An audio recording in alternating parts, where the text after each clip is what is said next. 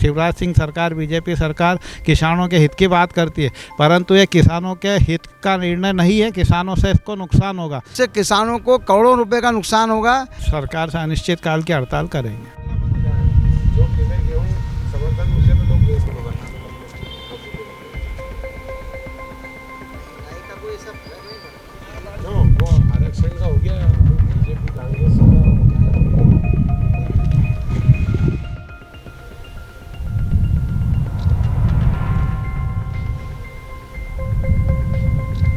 केंद्र सरकार द्वारा निर्यात पर रोक लगाने के बाद मध्य प्रदेश की मंडी में इसी तरह सन्नाटा पसरा हुआ है। जो मध्य प्रदेश की समस्त मंडियां हैं वो अनाज, जो तिलहन संघ के व्यापारी हैं, उन्होंने महासंगठन के जरिए इसे बंद का आह्वान किया है। और व्यापारियों में किस बात को लेकर आक्रोश, हम सीधे व्यापारियों से बात करेंगे।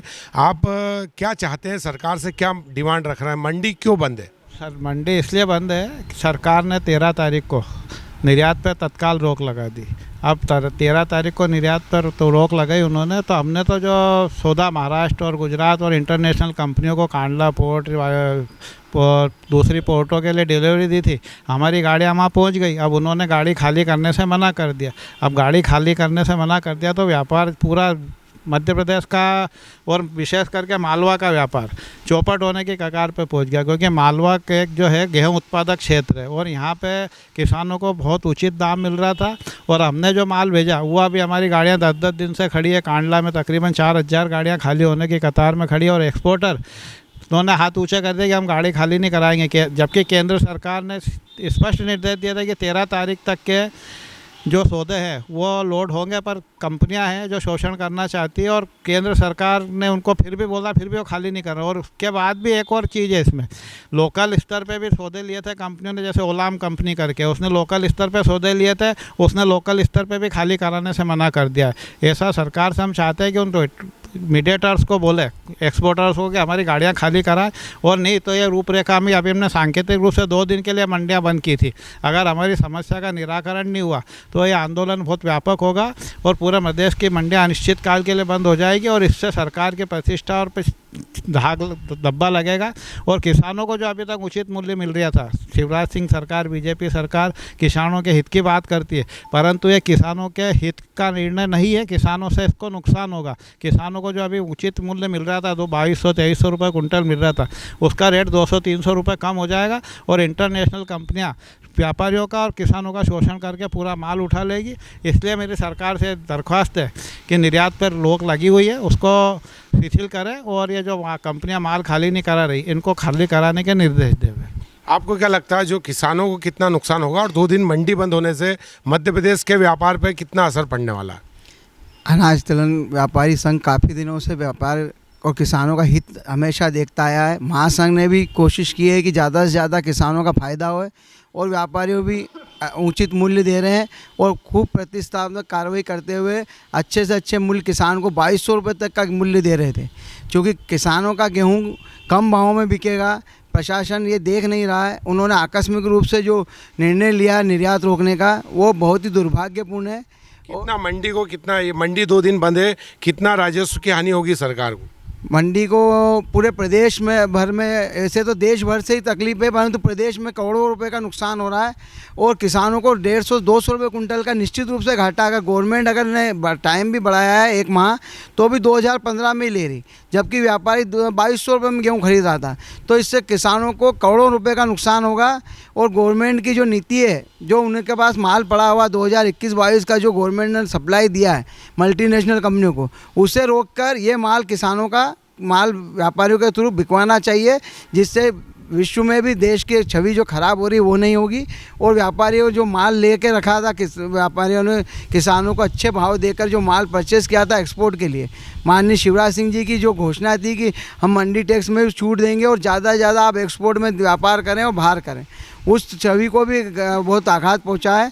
हमारा व्यापारी प्रतिनिधिमंडल महासंघ का गया भी था और माननीय कृषि मंत्री नरेंद्र सिंह जी तोमर साहब से और शिवराज सिंह जी से भी चर्चा की। माननीय हमारे विधायक पारस जी जैन साहब के नेतृत्व में मिलकर आया, उन्होंने आश्वस्त किया है कि इस समस्या का निराकरण अति शीघ्र करेंगे। परंतु चूँकि कंपनियां ये प्रशासन के आड़ में अनैतिक रूप से फ़ायदा उठा रही है, जो कि लोकल में वेयर हाउस डिलीवरी माल लिया हुआ व्यापारियों का माल भी नहीं उतार रही है, और ओलाम जैसी कंपनियां काफ़ी फ्रॉड करने का प्रयास कर रही है, और बाकी कंपनियां भी उसके आड़ में फ़ायदा उठाने का प्रयास कर रही है शासन के। तो शासन को निर्देश देना चाहिए कि तुरंत प्रभाव से माल को अनलोड किया जाए और व्यापारियों का और किसानों को परेशानी से बचाया जाए। क्या लगता है आपको, निर्यात जब होगा ज़्यादा तो यहाँ पर गेहूं के दाम नहीं बढ़ेंगे जैसे अभी भी बढ़ चुके हैं, गरीबों को नुकसान होगा? ये फैसला सरकार को काफ़ी पूर्व में लेना था। या तो नौकरशाही हावी है सरकार के ऊपर, या इनके पास तथ्यात्मक आंकड़े नहीं है। जब एक तरफ सरकार 2019-20 और 20-21 का चमकविहीन गेहूँ इन इंटरनेशनल कंपनियों को सस्ते दामों में, औने पौने दामों में बेच रही है, तो दूसरी तरफ या तो इसमें सरकार के नुमाइंदे फेल है, या फिर सरकार को इसका पूरा सर्वे फिर से करवाना चाहिए। और अगर सरकार को ऐसा तो 200 रुपये बोनस, 300 रुपये बोनस दे के माल खरीदे सरकार। हमारा निर्यात से विरोध नहीं है, हमारा निर्यात रोको या कुछ भी करो, उससे हमारा विरोध नहीं है, पर तत्काल लागू करना किसी भी पॉलिसी को कहाँ तक उचित है? किसी भी चीज़ के लिए प्लानिंग करना चाहिए, 15 दिन 20 दिन का समय देना चाहिए। तत्काल निर्यात पर रोक लगा दी, उससे किसान और व्यापारी दोनों संकट में आ गया है।